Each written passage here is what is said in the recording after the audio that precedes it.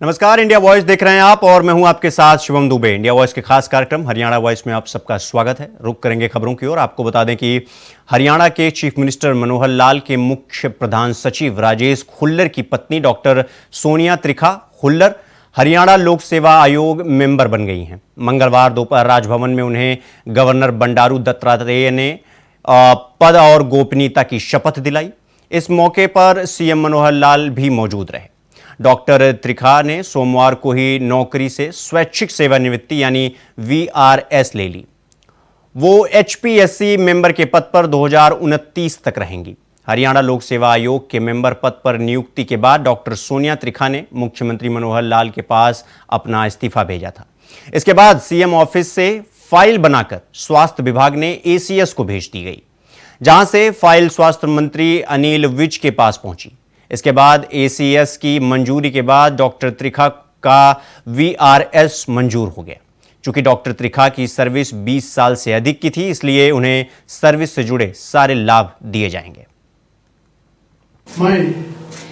मैं सोनिया त्रिखा सत्यनिष्ठा से शपथ लेती हूँ कि मैं भारत और विधि द्वारा स्थापित भारत के संविधान के प्रति निष्ठापूर्वक सत्यनिष्ठा रखूंगी और मैं अपने पद के कर्तव्यों का ईमानदारी से पालन करूंगी। मैं सोनिया त्रिखा हरियाणा लोक सेवा आयोग के सदस्य के रूप में नियुक्त की गई हूँ। मैं सत्यनिष्ठा से घोषणा करती हूँ कि मैं अपने पद के कर्तव्यों का अपनी सर्वोत्तम क्षमता, ज्ञान और विवेक अनुसार निष्ठापूर्वक निर्वहन करूंगी।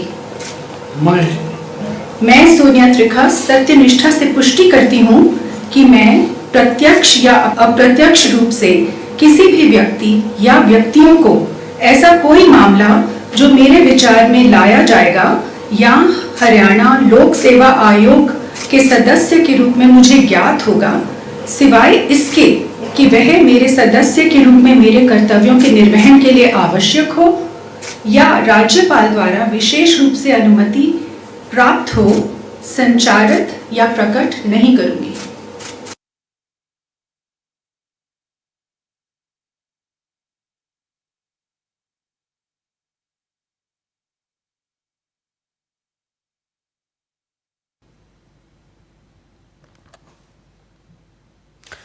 हरियाणा के मुख्यमंत्री मनोहर लाल की जिम्मेदारी और उनका कद लगातार बढ़ता जा रहा है। मध्य प्रदेश में सीएम चयन की जिम्मेदारी मिलने के बाद विरोधियों के तेवर ठंडे पड़ने लगे हैं। वहीं भाजपा शासित राज्यों में हरियाणा सरकार की योजनाओं की तरह लागू किया जा रहा है। इससे यह अंदाजा लगाया जा रहा है कि हरियाणा में बीजेपी एक बार फिर मनोहर लाल पर अपना दांव खेल सकती है। देखिए रिपोर्ट।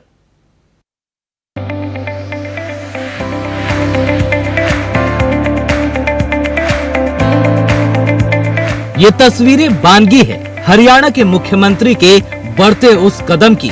ये तस्वीरें गवाह हैं आलाकमान के सीएम मनोहर लाल के जताए भरोसे की, जिस पर हरियाणा के सीएम खरे उतरे हैं। आलाकमान ने जिस जिम्मेदारी और भरोसे के साथ सीएम मनोहर लाल को एमपी में पर्यवेक्षक बनाकर भेजा था, सीएम मनोहर लाल उस जिम्मेदारी पर खरे उतरे।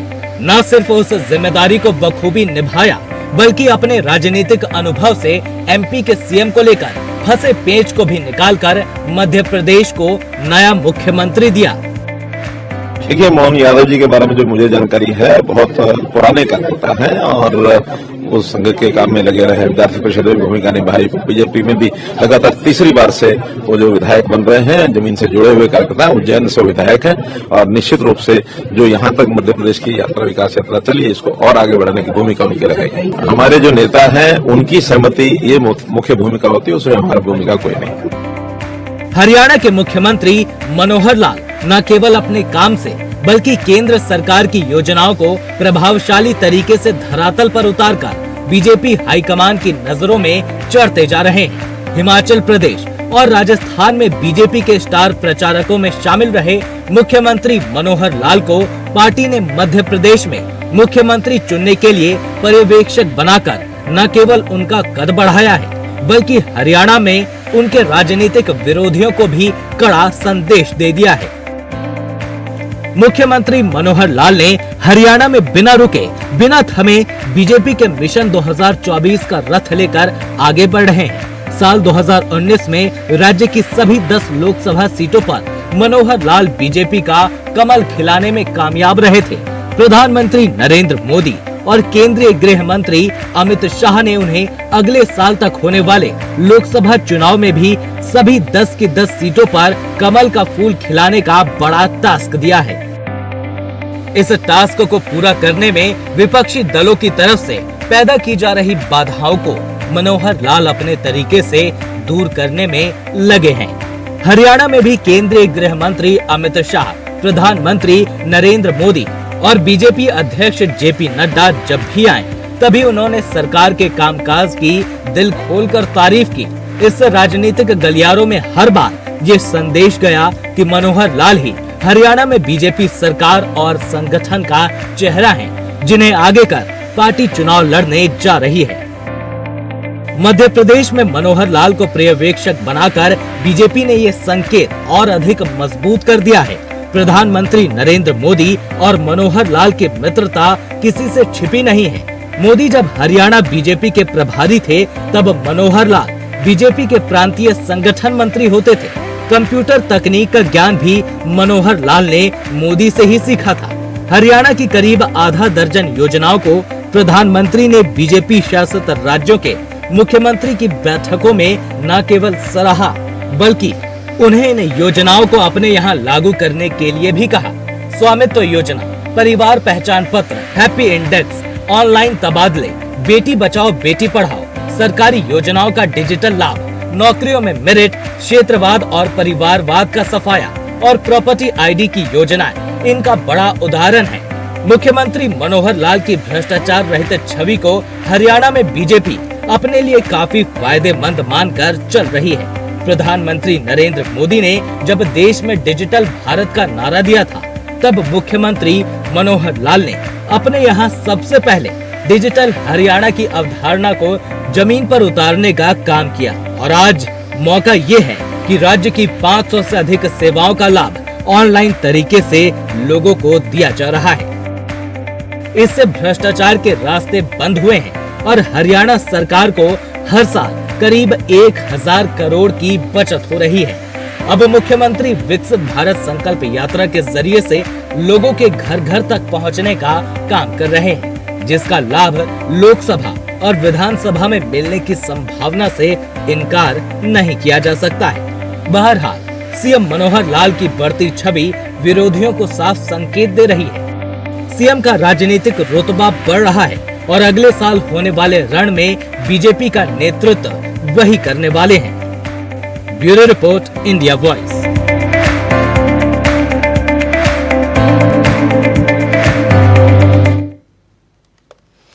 प्रधानमंत्री नरेंद्र मोदी की तरफ से विकसित भारत यात्रा की शुरुआत की गई है, जिसका मकसद 2047 तक भारत को विकसित राज्य बनाना है।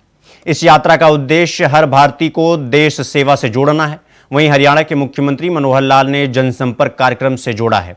इसी कड़ी में सीएम मनोहर लाल ने सेवा भाव का परिचय देते हुए 3000 वृद्धा अवस्था के लाभार्थियों की एक साथ पेंशन स्वीकृति की। देखिए ये रिपोर्ट।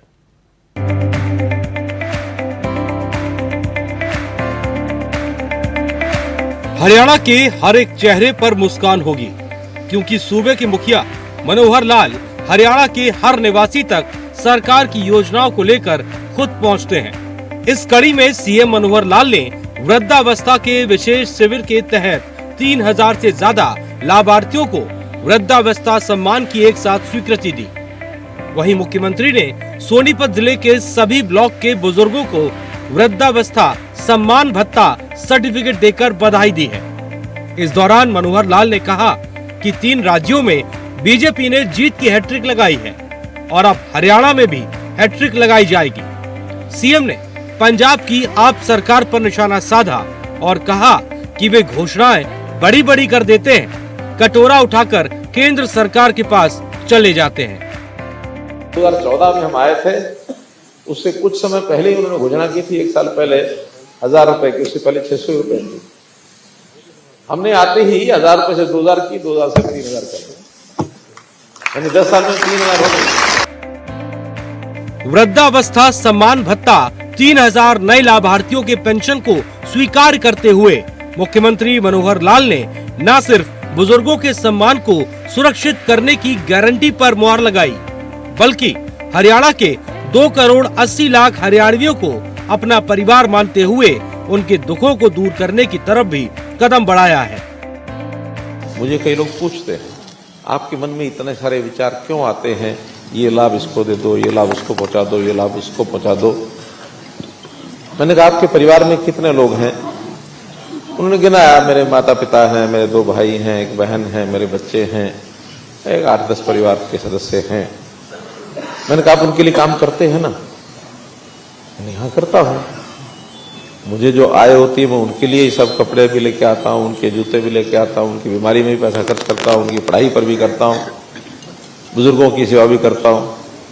क्यों करते हो? तो मेरे अपने रिश्तेदार हैं। तो पैमाना क्या है? जो रिश्तेदार है उसकी सेवा करो। अब ये भाव मन में लाने के लिए जब हमने विचार किया कि मेरे पास हरियाणा की जिम्मेवारी आई है मुख्यमंत्री के नाते, तो क्या मैं ये 2 करोड़ 80 लाख लोगों को अपने परिवार का सदस्य नहीं मान सकता?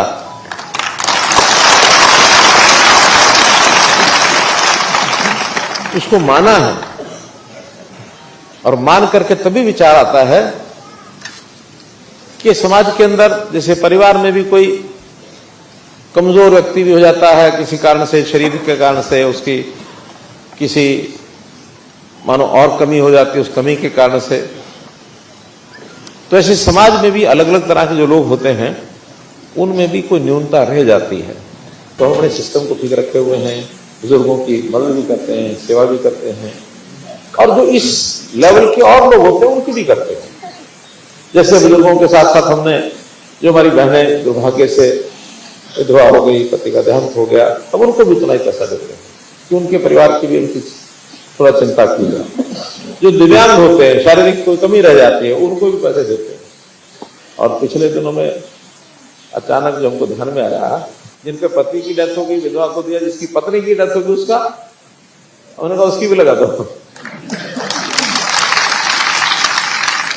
40 साल के बाद अगर वो दूसरी शादी नहीं कराता तो उसको भी पेंशन नहीं मिलती। और तो कुछ लोग ऐसे भी होते हैं जिनकी किसी भी कारण से, चाहे महिला हो चाहे पुरुष हो, शादी नहीं होती, 45 साल के बाद उनकी भी लगा दो।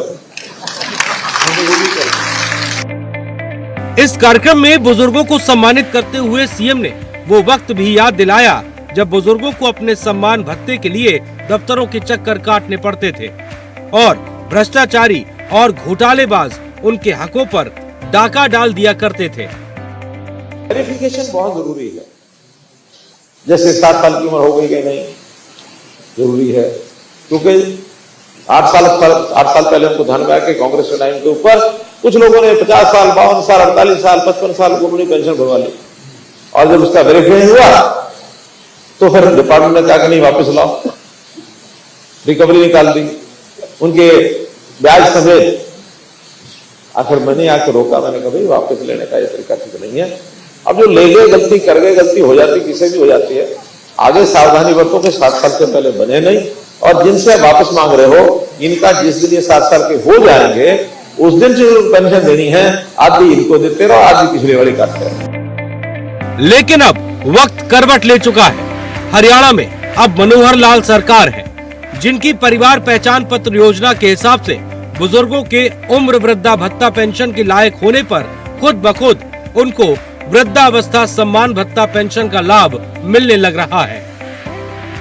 धीरे धीरे बुजुर्गों की पेंशन वैसे 2 सालों से मिल रही है, लेकिन कितने धक्के खाने पड़ते थे,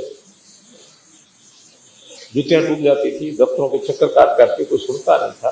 कई साल तक उनकी पेंशन बनती नहीं थी। हमारे पास, हमें भी शुरू में ध्यान में आया कि कई साल तक लोग घूमते रहते, दरखास्त लेके, दस्तावेज लेकर के दफ्तरों में चक्कर काटते, फाइलें बनी। हमने कहा नहीं, 7 साल का हो जाए उसी दिन कोई एक सरकारी आदमी घर जाना चाहिए, केवल एक फॉर्म कागज ले लो, उस पर साइन करा के ले आओ। वो चाहता है कि मैंने पेंशन लेनी है तो उसको पेंशन अगले महीने जाएगी। और उस नाते से इस प्रदेश में मई 2022 में हमने ये कार्यक्रम शुरू किया था। इस 1.5 साल में 1,12,000 लोगों की पेंशन जो है ऑटोमेटिकली ऐसे बन गई, 1,12,000। उसी में से आज 3,000 लोगों की पेंशन आज दी जा रही है। आज उनके सर्टिफिकेट बन गए हैं, अगले महीने ये पेंशन उसके खाते में पहुंच जाएगी। अगले महीने क्या 7 तारीख को इसी महीने, अगले महीने तो ये सारा एक कार्यक्रम होता है महीने भर का, तो अगले महीने से पेंशन सब बने।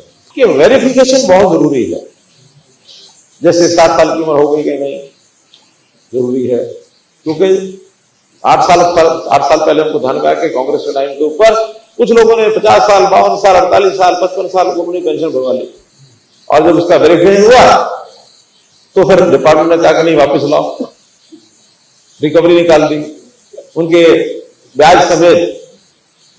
आखिर मैंने आकर रोका, मैंने कहा भाई वापस लेने का ये तरीका ठीक नहीं है। अब जो ले गए गलती कर गए, गलती हो जाती किसी भी हो जाती है, आगे सावधानी बरतो कि 60 साल से पहले बने नहीं, और जिनसे आप वापस मांग रहे हो इनका जिस दिन ये 7 साल के हो जाएंगे उस दिन से पेंशन देनी है, आधी इनको देते रहो, आधी पिछले वाली काटते रहो। पीएम मोदी की तरह हरियाणा के मुख्यमंत्री मनोहर लाल राष्ट्र सेवा, समाज सेवा और मानव सेवा का संकल्प लिया है, और इसी संकल्प को पूरा करने के लिए बीते 9 सालों से हरियाणा के मुख्यमंत्री मनोहर लाल जी जान से जुटे हुए हैं, जिसके नतीजे धरातल पर देखने को मिल रहे हैं। हर बीतता दिन हरियाणा के लोगों के चेहरे पर मुस्कान बिखेर रहा है, मुस्कान जो भरोसे की है, मुस्कान जो विश्वास की है, मुस्कान जो विकास की है, मुस्कान जिसके पीछे बस एक ही राज है, और वो राज है हरियाणा के CM Manohar Lal. Bureau report, India voice.